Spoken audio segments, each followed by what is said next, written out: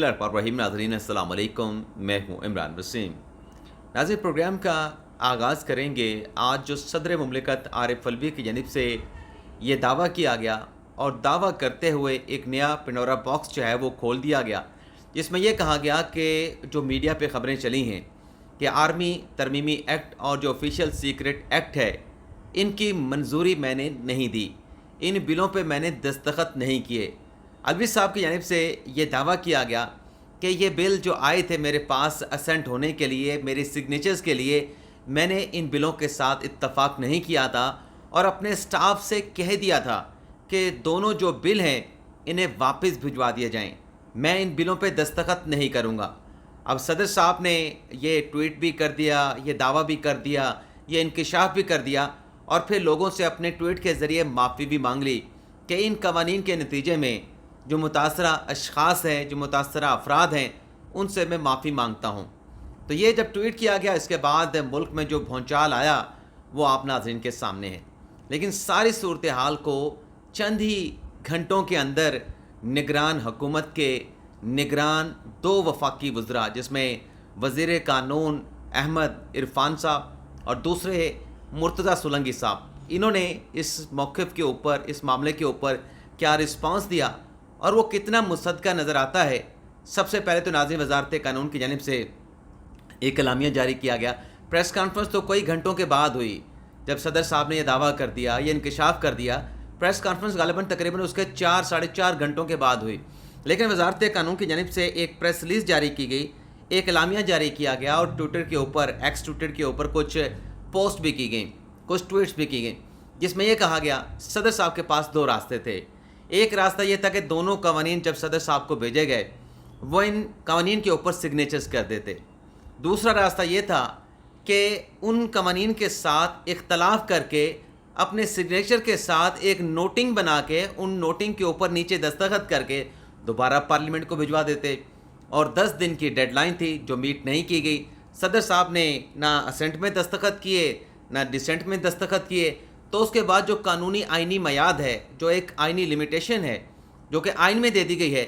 10 दिनों के बाद जब दस्तखत नहीं किए, दस्तखत करने से इनकार नहीं किया, असेंट नहीं किया, डिसेंट नहीं किया, तो किसी आइनी बहरान से बचने के लिए जो आइन साज थे, जो कानून साज थे, उन्होंने इसलिए 10 रोज़ की मयाद डाली थी कि अगर कोई सदर कोई पार्लियामेंट से आया हुआ बिल ले कर बैठ जाता है, उस पर दस्तखत भी नहीं करता, उसको वापस भी नहीं भेजेगा, तो 10 दिन की मयाद डाल देते हैं। अगर दस्तखत नहीं करेगा तो ऑटोमेटिकली वो जो कानून है, वो जो तरमीम होंगी, वो कानून बन जाएगा। तो वज़ारत कानून ने कहा कि ये दोनों कवानीन बन चुके हैं। और इसी किस्म का एक मिलता जुलता स्टेटमेंट जो हमारे वज़ीर इत्तलात व नशरियात हैं मुर्तज़ा सोलंकी साहब, पहले तो मैं दोनों वफाकी वज़रा की को अप्रिशिएट करूँगा, जिस तरीके से आज अहमद इरफान असलम साहब ने और मुर्तज़ा सोलंकी साहब ने 5:30 बजे प्रेस कॉन्फ्रेंस की और साफ़ियों के, यानी पहले तो ब्रीफिंग दी उन्होंने इस मामले के हवाले से, और बड़े मोहतात अंदाज में और बड़े कम्प्रीहेंसिव अंदाज में उन्होंने ये ब्रीफिंग भी दी। और साथ में जो साफ़ियों के सवालात थे, उन सवालों का बड़े मोहतात अंदाज से जवाब भी दिया। यानी ऐसे प्रेस कॉन्फ्रेंस जिससे कोई ऐसा जस्से ना जाए, ऐसा एक मतलब छोटा सा एलिमेंट वो भी ना जाए कि कोई सियासी प्रेस कॉन्फ्रेंस सदर मुमलिकत आरिफ अलवी के ख़िलाफ़ की गई है। अलबत्ता ये नुकता मुर्तज़ा सोलंकी साहब का बड़ा अहम था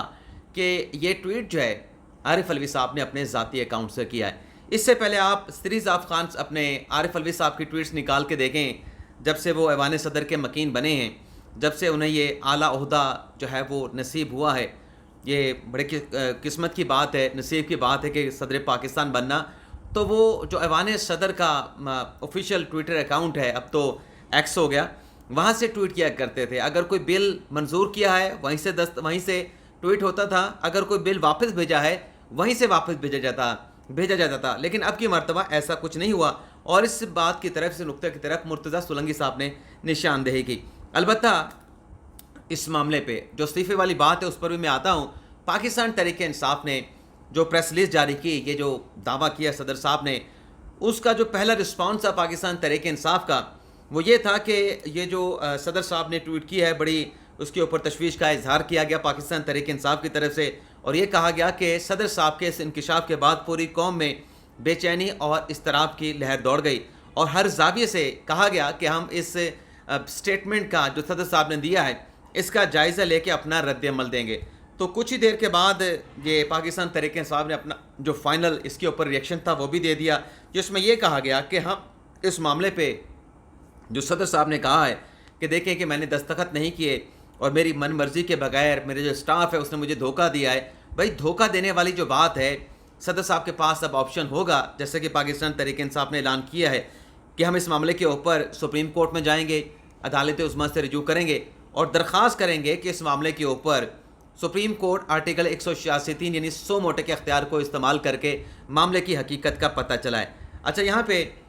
جو ایک اہم چیز ہے، ایک اور خبر بھی آپ کے ساتھ شیئر کر لیں کہ جو مشترکہ مفادات کونسل کا اجلاس ہے اسے بھی پاکستان تحریک انصاف نے سپریم کورٹ میں چیلنج کرنے کا اعلان کیا ہے. اور جو الیکشن کمیشن کا فیصلہ ہے کہ 90 نہیں، پہلے 120 روز میں حلقہ بندیاں ہوں گی، پھر اگلے 90 روز میں انتخابات کروائے جائیں گے، اسے بھی پاکستان تحریک انصاف نے سپریم کورٹ میں چیلنج کرنے کا اعلان کیا ہے. اب یہ تیسرا اعلان صدر صاحب کے ٹویٹ کے بعد پاکستان تحریک انصاف نے کیا، یعنی آئندہ آنے والے ہفتے میں تحریک انصاف 3 مختلف درخواستیں سپریم کورٹ آف پاکستان میں دائر کرنے جا رہی ہے. لیکن دیکھنا یہ ہوگا کیا supreme court chief justice of Pakistan, جن کی مدت میعاد ختم ہونے میں اب آج جیسا کہ 20 تاریخ ہے اور کوئی 25 سے 26 دن، اور اگر اس میں ہفتے اتوار کی چھٹیاں نکال دیں تو 17-18 دن باقی بچتے ہیں، کیا چیف جسٹس آف پاکستان اس معاملے کے اوپر جو عدالت عظمیٰ کا 100 موٹو کا اختیار ہے اس کو استعمال کریں گے؟ صدر صاحب کے معاملے کے اوپر جو 2 قوانین بن چکے ہیں، جو آئین نے اپنا راستہ اختیار کیا ہے، 2 آپشن تھے جیسا کہ میں نے پہلے بتایا، دوبارہ اس پہ بات کر لیتے ہیں مختصر سے.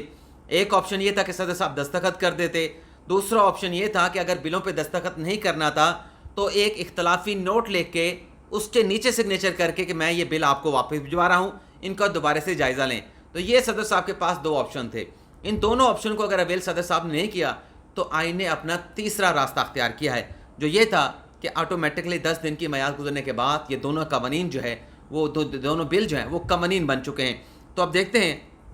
چیف جسٹس بندیال صاحب اس معاملے کے اوپر اپنے 100 موٹو کا اختیار کو استعمال کرتے ہیں نہیں کرتے. یہ جب درخواست دائر ہوگی اس کے بعد پھر فردر جو ہے پتہ چل پائے گا. لیکن جو صدر صاحب کے مستعفی ہونے کا معاملہ ہے، جو میں نے اپنے تھم نیل پہ لکھا کہ صدر عارف الوی صاحب مستعفی، اس پہ ناظرین یہ جو آج یہ سارا جو بھونچال آیا ہے، جو ایک نیا پنڈورا باکس صدر صاحب نے کھولا ہے،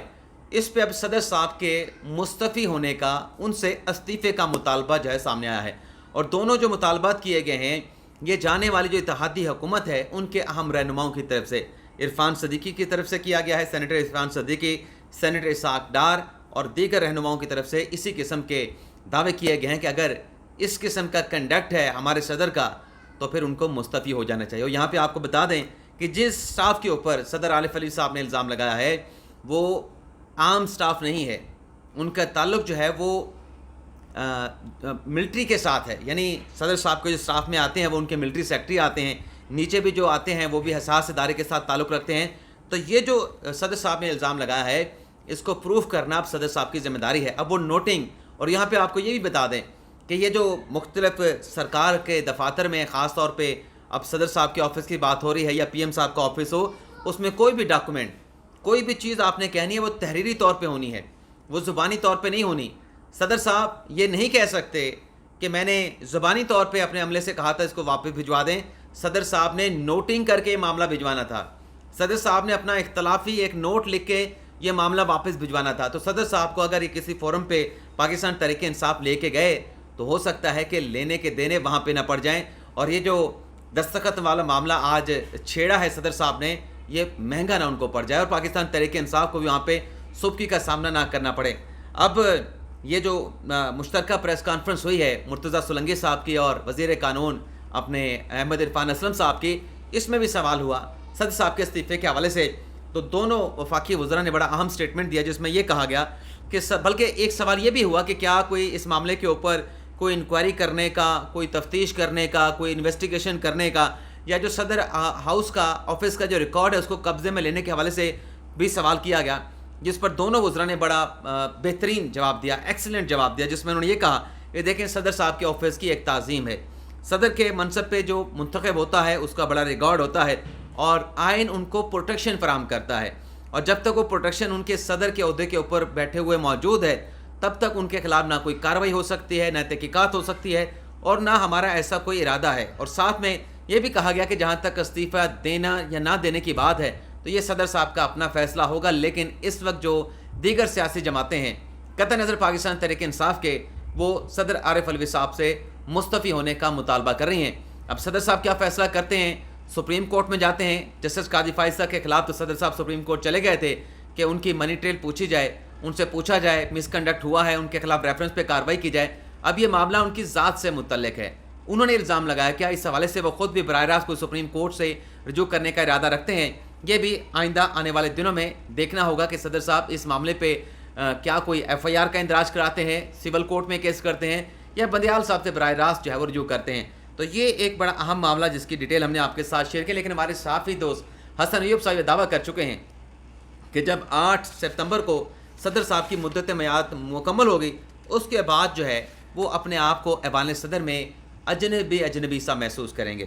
اس کے علاوہ ناظرین جو دوسرا معاملہ تھا سائفر کے معاملے کے اوپر، شاہ محمود قریشی صاحب کو آج جج صاحب ڈیوٹی مجسٹریٹ کی عدالت میں پیش کیا گیا، ان کا 1 روزہ جسمانی ریمانڈ دے دیا گیا، اور جب عدالت سے جا رہے تھے صحافی نے سوال پوچھا، بلکہ یہ جو عدالت کے سامنے پیش کیا گیا یہ کارروائی بھی ان کیمرہ ہوئی، کیونکہ آفیشیل سیکرٹ ایکٹ کی کارروائی اسی بات پہ ہو رہی ہے کہ یہ قومی راز تھا، ایک سیکرٹ ڈاکومنٹ تھا جسے پبلک کیا گیا، ان لوگوں تک اس کے کانٹینٹس مندرجات پہنچائے گئے جو غیر متعلقہ تھے، غیر مجاز سے اس انفارمیشن کو لینے کے لیے یا سننے کے لیے، لیکن یہ کیا گیا۔ تو عدالت میں جو کارروائی ہوئی وہ بھی ان کیمرہ ہوئی۔ 1 دن کا جسمانی ریمانڈ شاہ محمود قریشی کا دے دیا گیا ہے، کل انہیں دوبارہ سے عدالت میں پیش کیا جائے گا۔ علی وزیر اور ایمان زینب مزاری ان کو بھی 1 دن کی حد تک، یعنی کل کی حد تک جو ہے وہ پولیس کو دے دیا گیا ہے، اور کل انہیں عدالت میں پیش کرنے کا کہہ دیا گیا ہے۔ ایمان زینب مزاری کو کہا گیا ہے کہ آپ ووین پولیس اسٹیشن میں رکھیں گے، لیکن اس کارروائی کے دوران جو اپنے شیر مزاری صاحبہ ہیں، ایمان زینب مزاری کی جو والدہ ہیں، انہوں نے عدالت میں ضرور کہا کہ میرے خلاف تو کوئی کیس نہیں تھا، میرا موبائل انہوں نے اٹھا لیا، میرے ساتھ ان کا کیا تھا، اور جس طریقے سے آئے، جس طریقے سے گرفتار کیا رات کے اندھیرے میں، اس پر بھی انہوں نے کہا۔ تو پھر اس پہ جج صاحب نے پولیس سے کہا، بلکہ جج صاحب نے پہلے تو مزاری صاحبہ سے کہا، شیری مزاری صاحبہ سے، کہ آپ اگر ان کے آپ کی کوئی چیز اٹھائی ہے تو آپ متعلقہ فورم سے رجوع کریں، یہاں پر تو صرف جسمانی ریمانڈ یا اپنا دینے نہ دینے کا معاملہ ہے۔ لیکن انہوں نے جج صاحب نے تفتیشی آفیسر سے ضرور کہا کہ اگر آپ کا کوئی کیس نہیں ہے شیری مزاری کے خلاف تو آپ نے ان کی جو چیزیں اٹھائی ہیں وہ ان کو جو ہے وہ واپس کر دیں۔ اس کے علاوہ ناظرین الیکشن کمیشن نے ایک بڑا اہم فیصلہ صادر فرمایا ہے، وہ یہ ہے کہ حلقہ بندیوں کا جو 120 روز میں حلقہ بندیاں کرنے کا الیکشن کمیشن نے فیصلہ کیا ہے، اب اس کا فارمولہ کیا ہوگا، اس کی بنیاد کیا ہوگی، اس حوالے سے آج ایک اعلامیہ سامنے آیا ہے اپنا الیکشن کمیشن آف پاکستان کا، جس میں یہ کہا گیا ہے کہ جو حلقہ بندیاں ہونی ہیں نئے انتخابات کے لیے، اس کی بنیاد جو ہوگی موجودہ جو قومی اور صوبائی اسمبلی کی نشستیں ہیں ان کی بنیاد کے اوپر یہ حلقہ بندیاں کی جائیں گی، حلقہ بندیوں کا پروسیس مکمل ہوگا، اور حلقہ بندیاں جو ہیں وہ آبادی کی بنیاد پہ موجودہ نشستوں کی تعداد کو چھیڑے بغیر، اس میں کسی قسم کی کمی یا اضافے کے بغیر ان حلقہ بندیوں کو مکمل کیا جائے گا۔ اور یہ کہا گیا ہے کہ ان حلقہ بندیوں کے نتیجے میں جو قومی اسمبلی کی اس وقت سیٹیں ہیں، جو پنجاب اسمبلی کی، جو کے پی اسمبلی کی، جو بلوچستان اسمبلی کی، اور جو باقی تمام اسمبلی کی نشستیں ہیں، وہ اپنی نشستوں کی تعداد برقرار رکھی جائیں گی، اور شمال سے جنوب کی جانب یہ حلقہ بندیاں کا پروسیس مکمل کیا جائے گا۔ اور ساتھ میں یہ بھی کہا گیا ہے کہ پنجاب میں جو حلقہ بندی کی بنیاد ہے وہ 4,29,000 مقرر ہے، سندھ میں 4,28,000 ہے، کے پی کے میں 3,55,000 ہے، اور بلوچستان میں 2,92,000 ہے۔ اور یہ بھی کہا گیا اس اعلامیے میں کہ اگر دریا کوئی راستے میں آتا ہے، کوئی پہاڑی سلسلہ آتا ہے، یا قدرتی رکاوٹ آتی ہے، یا موٹر ویز آتی ہیں، تو اس صورت میں جو حلقہ بندیاں ہیں وہ اس میں رد و بدل بھی ہو سکتی ہے، اس میں جو ہے وہ جو مطلب رولز کے مطابق، قانون کے مطابق جو ریکوائرمنٹ ہوگی اس ریکوائرمنٹ کو جو ہے وہ پورا کیا جائے گا۔ تو یہ ناظرین آج کا ہمارا ویڈیو لاگ، آپ سے اجازت چاہتے ہیں، اللہ تعالی ہم سب کا حامی ناصر ہو، دعا میں یاد رکھیے گا، اللہ حافظ۔